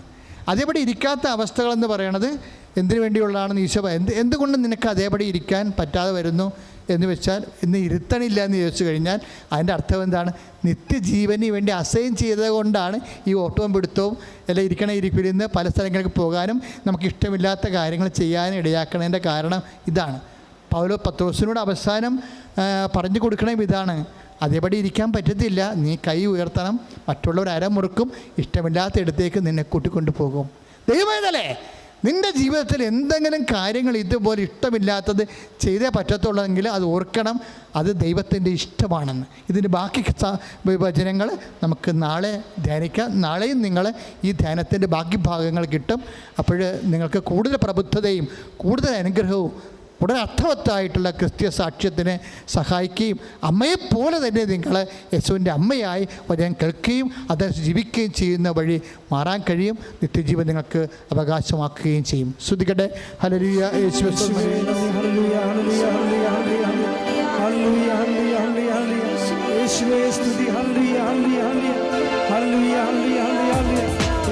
സ്തുതി. പരിശുദ്ധ പരമദിവ്യകാരുണ്യത്തിന് ആരാധനയും സ്തുതിയും പുകഴ്ചയും ഉണ്ടായിരിക്കട്ടെ. പരിശുദ്ധ പരമദിവ്യകാരുണ്യത്തിന് ആരാധനയും സ്തുതിയും പുകഴ്ചയും ഉണ്ടായിരിക്കട്ടെ. പരിശുദ്ധ പരമദിവ്യകാരുണ്യത്തിന് ആരാധനയും സ്തുതിയും പുകഴ്ചയും ഉണ്ടായിരിക്കട്ടെ. പ്രിയമുള്ളവരെ, നമ്മളെപ്പോഴും പരിശുദ്ധ അമ്മയുടെ മധ്യസ്ഥതയിൽ പ്രാർത്ഥിക്കുമ്പോൾ നമുക്ക് ദൈവ രോഗസൗഖ്യവും കുടുംബസമാധാനവും നൽകുന്നതാണ്. ഇപ്പോൾ നമുക്കറിയാം അമ്മ വേറെ ഒരു അനുഗ്രഹം നമുക്ക് തന്നിട്ടുണ്ട്. ഇപ്പോഴേ എല്ലാ ബുധനാഴ്ച തൊട്ട് ഞായറാഴ്ച വരെ തത്സമയ ജപമാല കൃപാവരയജ്ഞം. അപ്പം നിങ്ങൾക്ക് എന്നാൽ ഞങ്ങൾക്ക് ഇവിടുന്ന് ഞങ്ങളുടെ KLVR അതുപോലെ തന്നെ കൃപാസനം ഇമെയിലിലേക്ക് നിങ്ങൾ നിങ്ങളുടെ ലിങ്ക് നിങ്ങളുടെ ഇമെയിൽ അയച്ചു തന്നാൽ ഞങ്ങളുടനെ ഞങ്ങളുടെ പ്രോഗ്രാമിൻ്റെ ലിങ്ക് നിങ്ങൾക്ക് തരും. ആ ലിങ്കിൽ നിങ്ങൾ കയറിക്കഴിഞ്ഞാൽ നിങ്ങൾക്ക് ബുധനാഴ്ച മുതൽ ഞായറാഴ്ച വരെ എല്ലാ ദിവസവും വൈകുന്നേരം 5 മണിക്ക് കൃപാസനത്തിൽ അൾത്താരയിൽ നടക്കുന്ന ബഹുമാനയുടെ ജോവിനച്ചനും ബഹുമാന സിസ്റ്റേഴ്സും നടത്തുന്ന ജപമാലയിൽ നിങ്ങൾക്ക് നേരിട്ട് വിഷയങ്ങൾ സമർപ്പിക്കാം. നിങ്ങൾക്ക് കാണാൻ പറ്റും. നിങ്ങളും തമ്മിൽ സംസാരിക്കും. കഴിഞ്ഞ ദിവസം എല്ലാ ശനിയാഴ്ചയും ഞാനാണ് ഇരിക്കണത്. അപ്പോൾ ഞാനിരിക്കുന്ന ദിവസം രോഗശാന്തി പ്രാർത്ഥനയും നടക്കും. അപ്പോൾ അത് നടത്തുന്നത് നേരത്തെ നിങ്ങൾ 2-3 ജപമാല കൂടി ഒരുങ്ങിയിരിക്കണം. ഇപ്പം തിങ്കളാഴ്ച തൊട്ട് വെള്ളിയാഴ്ച വരെയുള്ള ജപമാല നിങ്ങൾ ഓൺലൈനിൽ കൂടി ഒരുങ്ങിയിരുന്നിട്ട് നമുക്ക് ശനിയാഴ്ച അച്ഛനെ നിങ്ങൾക്ക് ആ ലിങ്ക് തരുമ്പോൾ ആ ലിങ്കിൽ കയറിയാൽ തീർച്ചയായിട്ടും നമുക്ക് പരസ്പരം കണ്ട് സംസാരിക്കാം. അങ്ങനെ ജർമ്മനിയിൽ നിന്നും അമേരിക്കയിൽ നിന്നും നമ്മുടെ തൃശ്ശൂരിൽ നിന്നും പാലായിൽ നിന്നും ഒത്തിരി കൊല്ലത്തുനിന്നും അനേകം മക്കൾ ഈ ദിവസം നേരിട്ട് ആ ജപമാല നടക്കണ സമയത്ത് തന്നെ നേരിട്ട് അച്ഛനുമായിട്ട് കണ്ട് അവിടെ സങ്കടങ്ങൾ പറയാം.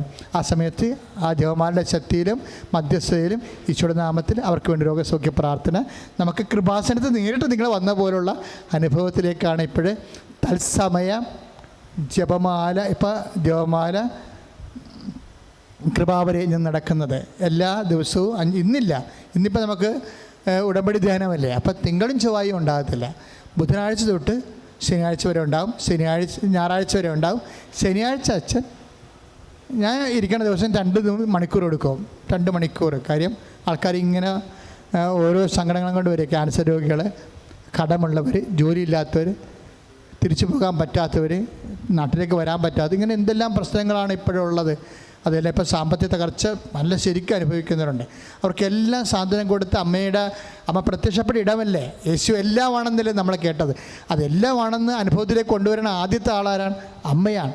അതുകൊണ്ട് തന്നെ നമുക്ക് നല്ല ആത്മധൈര്യമുണ്ട് നമ്മളിതിനെല്ലാത്തിനും അതിജീവിക്കുമെന്ന്. അപ്പോൾ അതുകൊണ്ട് നിങ്ങൾ ഈ തത്സമയ ജപമാലയിൽ എല്ലാവരും പങ്കെടുക്കണം. ഇപ്പോഴേ ചെയ്യേണ്ടത് ഇതാണ്. രോഗാവസ്ഥ ഉള്ള സ്ഥലങ്ങളെല്ലാം നിങ്ങൾ കൈവച്ച് പ്രാർത്ഥിക്കുക. രോഗാവസ്ഥയില്ലേ, ഇപ്പോൾ രോഗസൗഖ്യ പ്രാർത്ഥനയുടെ ഇപ്പം നാളെയാണ് വീട്, ജോലി, വിവാഹം, കുഞ്ഞുങ്ങൾ, അഡ്മിഷൻ, അങ്ങനെയുള്ള എല്ലാ ഭൗതിക ജീവിത സാഹചര്യങ്ങൾ സമർപ്പിക്കണം. ഇന്ന് രോഗസൗഖ്യത്തിൻ്റെ ദിവസമാണ്. അപ്പം നാളെയും നിങ്ങളിത് ആരാധനയെ പങ്കെടുക്കണം. അപ്പം നമുക്ക് വീടില്ലാത്തവർ, സ്ഥലമില്ലാത്തവർ, അതുപോലെ തന്നെ സാമ്പത്തിക ബാധ്യതയുള്ളവർ, അങ്ങനെ എല്ലാവരും സംബന്ധിച്ച് പ്രാർത്ഥിക്കുക. ഇന്ന് രോഗികളെ പ്രത്യേകം ശ്രദ്ധിക്കുക. രോഗികൾ ഇപ്പോൾ ഉദരരോഗമുള്ളവർ ഇപ്പോഴേ ഉദരത്തിൽ കൈവച്ചുകൊണ്ട് പരിശുദ്ധ അമ്മയുടെ മധ്യസ്ഥത്തിൽ ഈശോയുടെ നാമത്തിൽ ഉദരത്തിൽ കൈവെക്കുക. അച്ഛൻ അതിന് ശേഷം പ്രാർത്ഥിക്കും. നിങ്ങൾ വിശ്വാസ പ്രമാണം ചൊല്ലിക്കൊണ്ടിരിക്കണം. ഇപ്പോഴേ യേശു കർത്താവാണെന്ന് അധരം കൊണ്ട് ഏറ്റുപറഞ്ഞ് ദൈവം അവനെ മരിച്ചതെന്ന് ഉയർപ്പിച്ചെന്ന് ഹൃദയത്തിൽ വിശ്വസിക്കുമ്പോഴാണ് നമ്മൾ രക്ഷ, ക്രിസ്തുവിനെ പ്രാപിക്കണത്. അപ്പോൾ ക്രിസ്തുവിനെ ശരീരത്തിൽ പ്രാപിച്ചാൽ നമ്മൾക്ക് സൗഖ്യമായിട്ട് മാറും. ക്രിസ്തുവിനെ ആത്മാവ് പ്രാപിക്കുമ്പോൾ കൃപയായി മാറും, നിത്യജീവൻ നമുക്ക് ലഭിക്കും. ക്രിസ്തുവിനെ ജീവിത മണ്ഡലങ്ങൾ പ്രാപിക്കുമ്പോൾ അത് ബ്ലെസ്സിങ്സ് ആയിട്ട് മാറും, അത് വിടുതൽ നമുക്ക് ലഭിക്കും. അങ്ങനെ വ്യത്യസ്തങ്ങളായ രീതികളിലാണ് നമ്മൾ ക്രിസ്തുവിനെ പ്രാപിക്കുന്നത്. എല്ലാം വിശ്വാസത്തിലൂടെയാണ് സംഭവിക്കുന്നത്. ഇപ്പം വിശ്വാസ പ്രമാണം ചൊല്ലിക്കൊണ്ടിരിക്കണം. നിങ്ങൾ ഉദരത്തിൽ രോഗമുള്ളവർ, ഉദരത്തിൽ സിസ്റ്റുള്ളവരുണ്ടാകും ഇല്ലേ. ഇപ്പം കഴിഞ്ഞ ദിവസങ്ങളിൽ ഇവിടെ എൻ്റെ പേഴ്സണൽ മാനേജർ നമ്പർ എടുത്തിട്ട് ഒരു അടിയന്തരമായിട്ട് ഒരു ചേച്ചി വിളിച്ചു. അപ്പോൾ അവർ റിട്ടേൺ ചെയ്ത് വന്നിരിക്കുകയാണ്, നാട്ടിലേക്ക് വന്നിരിക്കുകയാണ്. പക്ഷേ അവരുടെ പ്രശ്നം യൂട്രസിന് അവർക്ക് സിസ്റ്റാണ്. അപ്പോൾ യൂട്രസ് എടുത്ത് മാറ്റണമെന്നാണ് പറയുന്നത് ഡോക്ടർ. അതിന് 2.5 ലക്ഷം രൂപ വേണം. പക്ഷേ അതല്ല പ്രശ്നം, അവർക്കൊരു മകനേ ഉള്ളൂ. ഇപ്പോൾ ഒരു കുഞ്ഞിനെ കൂടി വേണം. അവർക്ക് 45 വയസ്സ് കഴിയാൻ പോകുന്നു. അപ്പോൾ അവർ യൂട്രസ് സേവ് ചെയ്യാൻ വേണ്ടിയാണ് പ്രെയർ ചെയ്യണത്. അപ്പം അങ്ങനെ യൂട്രസ് സേവ് ചെയ്യണ ആൾക്കാരുണ്ടെങ്കിൽ ഇപ്പോഴ് ഈ യൂട്രസ് ഉള്ള ആളാണ് പരിശുദ്ധ അമ്മ.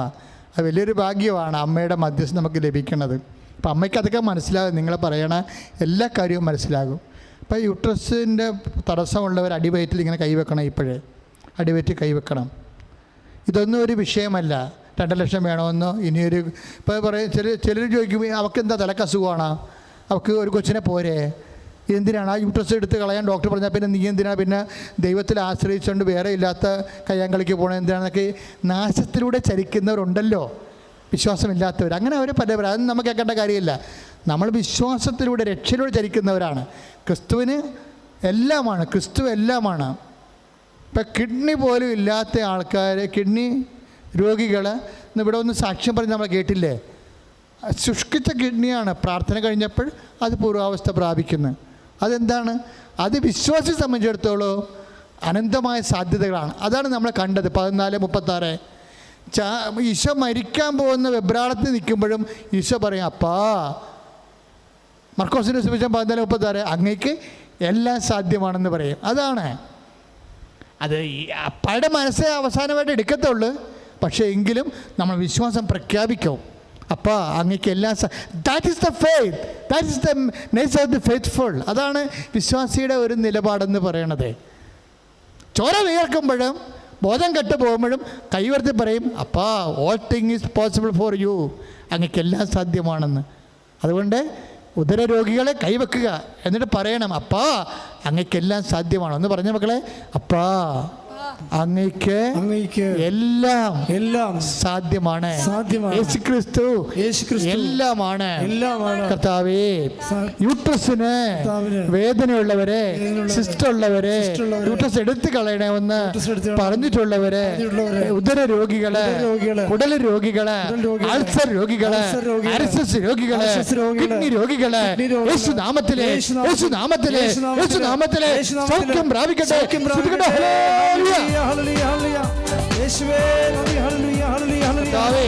ഞങ്ങൾ പ്രാർത്ഥിച്ച കിഡ്നി രോഗികള്, യൂട്രസ് രോഗികള് അങ്ങയുടെ നാമത്തിൽ സൗഖ്യം പ്രാപിച്ചുകൊണ്ട് സാക്ഷ്യം പറയാൻ സഹായിക്കണമേ. ശ്രദ്ധിക്കട്ടെ.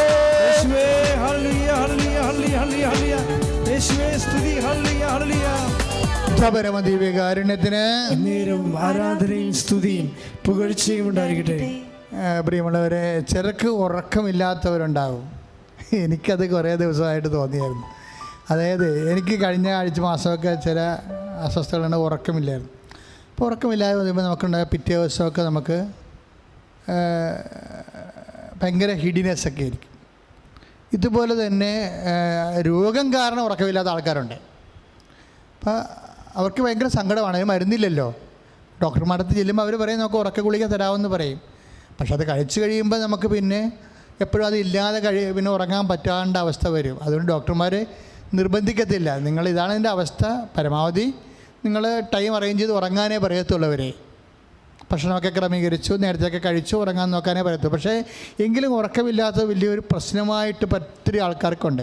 അതിൻ്റെ പേരിൽ പ്രഷർ കൂടുന്നവരുണ്ട് ഇല്ലേ, അതുകൊണ്ട് ക്രിയാറ്റിൻ കൂടുന്നവരുണ്ട് ഇല്ലേ. അപ്പം അത് നിസ്സാരമല്ല. ഉറക്കമില്ലാത്തതിൻ്റെ പേരിൽ പല അവയവങ്ങളെ ബാധിക്കുന്നവരുണ്ട്. അപ്പോൾ എന്ത് ചെയ്യണമെന്ന് അറിയാൻ പാടില്ലാത്ത കുറേ മക്കളുണ്ട്. അത് കിഡ്നി രോഗികൾ, കരരോഗികൾ, ഹൃദയരോഗികൾ, പ്രഷർ കൂടുന്നവരൊക്കെ ഹൃദയത്തിൻ്റെ അവിടെയും കിഡ്നിയുടെ നടുവിൻ്റെ അവിടെയൊക്കെ കൈവച്ചുകൊണ്ട് പ്രാർത്ഥിക്കേണ്ട സമയമാണിത്.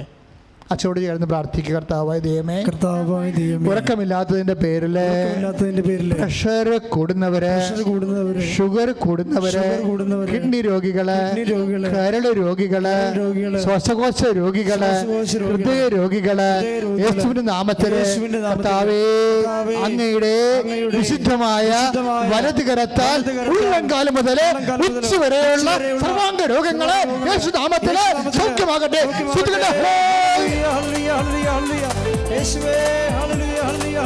പരമദിവ്യകാരുണ്യത്തിന് ആരാധനയും സ്തുതിയും പുകഴ്ചയും ഉണ്ടായിരിക്കട്ടെ. പ്രിയമുള്ളവരൊക്കെ ഇങ്ങനെ സ്വസ്തിക പോലെ കൈവെക്കുക, സ്വസ്തിക പോലെ കൈവെക്കണം. എന്തിനാണെന്നറിയോ ഇങ്ങനെ കൈവെക്കണത്? അതായത് നമുക്ക് ശരീരത്തിൽ അറിയാവുന്ന രോഗമുണ്ടാകും, അറിയാൻ പാടില്ലാത്ത രോഗങ്ങളുണ്ടാകും. നഖം തൊട്ട് ശിഖ വരെ കുറേ രോഗങ്ങളുണ്ടാകും. പാങ്ക്രിയാസ് രോഗങ്ങൾ ഇല്ലേ, അവന് തൈറോയ്ഡ് രോഗങ്ങൾ, പേരിക്കോസിൻ്റെ അസുഖങ്ങൾ, തലയ്ക്ക് ഞരമ്പുകൾ മുറിഞ്ഞ് തടസ്സപ്പെട്ടിരിക്കുന്നവരെ, അപകടത്തിൽപ്പെട്ട ആശുപത്രി കഴിയുന്നവർക്ക് തലയൊട്ടി ഓപ്പറേഷൻ ചെയ്യാനുള്ളവരെ, അവരൊക്കെ ഈ സമയത്ത് ഓർക്കണം കേട്ടോ മക്കളെ. അങ്ങനെയുള്ള എല്ലാവരും, അഡിനോയിഡിൻ്റെ രോഗങ്ങൾ, ഇങ്ങനെ ഓരോ രോഗങ്ങളുള്ളവരുണ്ടാകും. അപ്പോൾ എല്ലാ രോഗങ്ങളൊന്നും അച്ഛനെ അറിയത്തില്ല, പേരൊന്നും അറിയത്തില്ല. അപ്പം അതുകൊണ്ടാണ് ഞാൻ ഈശോയോട് പറഞ്ഞു, ഈശോയെ എന്നാ ചെയ്യും, ഇങ്ങനെയൊക്കെ എല്ലാത്തിൻ്റെയും പേരറിയത്തില്ലല്ലോ എന്ന് പറയുമ്പോഴാണ് എൻ്റെ മനസ്സിൽ ഇത് തോന്നിച്ചത്. അതായത് ഹോൾ ബോഡി നമ്മൾ കർത്താവിന് സമർപ്പിക്കും. മക്കൾ വിശ്വാസം ഉണ്ടായാൽ മാത്രം മതി.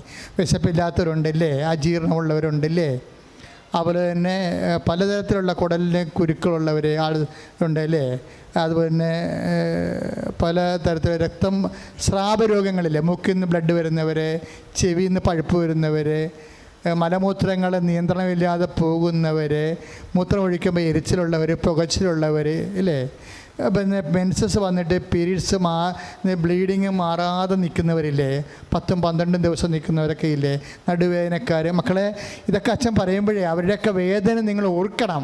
എന്നിട്ട് അവർ നിങ്ങൾക്ക് വേണ്ടി മാത്രമല്ല, അവർക്ക് വേണ്ടി നിങ്ങൾ പ്രാർത്ഥിക്കണം. കർത്താവേ, അച്ഛനെ ഇപ്പോൾ പ്രാർത്ഥിക്കുമ്പോൾ ആരെല്ലാം ഈ പ്രാർത്ഥന കേൾക്കുന്നുണ്ടോ അവരെല്ലാം നീ ഏറ്റെടുക്കണമേ എന്ന് പ്രാർത്ഥിക്കണം. എൻ്റെ മക്കൾ ശ്രദ്ധിക്കട്ടെ, ഇപ്പോൾ കർത്താവ് സുഖപ്പെടുത്തും. കർത്താവേ, നിൻ്റെ വിശുദ്ധ പൗരോഹിത്യത്തെ മഹത്വപ്പെടുത്തണമെന്ന് പ്രാർത്ഥിക്കുന്നു. കർത്താവേ, ഞങ്ങൾക്കറിയാവുന്ന രോഗങ്ങളുണ്ട് കർത്താവേ, അറിയില്ലാത്ത രോഗങ്ങളുണ്ട് കർത്താവേ, ചികിത്സിക്കാൻ മരുന്നില്ലാത്തവർ, പണമില്ലാത്തവരും മരുന്ന് കണ്ടുപിടിക്കാത്തവരുണ്ട് കർത്താവേ. മാരകരോഗങ്ങള്, അജ്ഞാത രോഗങ്ങള് യേശുക്രിസ്തുവിന്റെ നാമത്തില് മാറിപ്പോകട്ടെ. പരിശുദ്ധ പരമ ദിവ്യകാരുണ്യത്തിന് ആരാധനയും സ്തുതിയും പുകഴ്ചയും ഉണ്ടായിരിക്കട്ടെ. മക്കളെ, നാളെ വീണ്ടും നമ്മൾ 10:15 ജപമാല, 10:15 കഴിഞ്ഞാൽ ഉടനെ പരിശുദ്ധ കുർബാന, അതിനുശേഷം 11:30 കൃത്യം ഉടമ്പടി ആരാധനയാണ്. അതുവരെ നിങ്ങളെ കൃപയിൽ നിലനിൽക്കുക. ഇപ്പോഴും സമാപന ആശീർവാദമാണ്. അച്ഛൻ പറഞ്ഞത് കൂടാതെ നാളെ വീടില്ലാത്തവർ, സ്ഥലമില്ലാത്ത, വിദ്യാഭ്യാസ തകർച്ചയോടൊരു, സാമ്പത്തിക തകർച്ചയോടൊരു, ജീവിതത്തിൻ്റെ വ്യത്യസ്തമായ ഭൗതിക സാഹചര്യങ്ങൾ ഞെരുക്കം അനുഭവിക്കുന്നവർക്ക് വേണ്ടിയുള്ള വിടുതൽ പ്രാർത്ഥനയും ഇതിൻ്റെ കൂടെ ഉണ്ടായിരിക്കും. ഇപ്പോഴേ എൻ്റെ മക്കൾ എന്തെങ്കിലും മനസ്സിൽ വിഷമം, അച്ഛനോട് പറയാത്ത, ഈ ആരാധനയെ ചേർക്കാത്ത വിഷയങ്ങളുണ്ടെങ്കിൽ മൗനമായി ഈശോയ്ക്ക് സമർപ്പിക്കുക. ആശീർവാദ നിമിഷം ഈശോ ഏറ്റെടുത്തിട്ട് നിന്നെ കർത്താവിൻ്റെ സാക്ഷിയാക്കി മാറ്റും. ദൈവം നിങ്ങളെ അനുഗ്രഹിക്കട്ടെ. Price the Lord.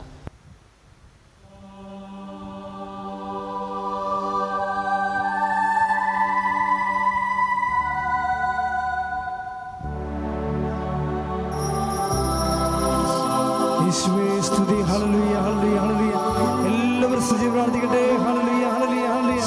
യേശുവേ ആരാധന, ആരാധന, ആരാധന. യേശുവേ മഹത്വം, മഹത്വം, മഹത്വം, മഹത്വം. ഹല്ലേലൂയ, ഹല്ലേലൂയ, ഹല്ലേലൂയ, ഹല്ലേലൂയ. യേശുവേ നന്ദി, നന്ദി, നന്ദി. ഹല്ലേലൂയ, ഹല്ലേലൂയ, ഹല്ലേലൂയ. യേശുവേ സ്തുതി. ഹല്ലേലൂയ, ഹല്ലേലൂയ, ഹല്ലേലൂയ. ഹല്ലേലൂയ, ഹല്ലേലൂയ, ഹല്ലേലൂയ, ഹല്ലേലൂയ. യേശുവേ ആരാധന, ആരാധന, ആരാധന. ആരാധന, ആരാധന, ആരാധന. യേശുവേ ആരാധന. ഹല്ലേലൂയ. പരിശുദ്ധ പരമമാ ദിവ്യകാരുണ്യമേ,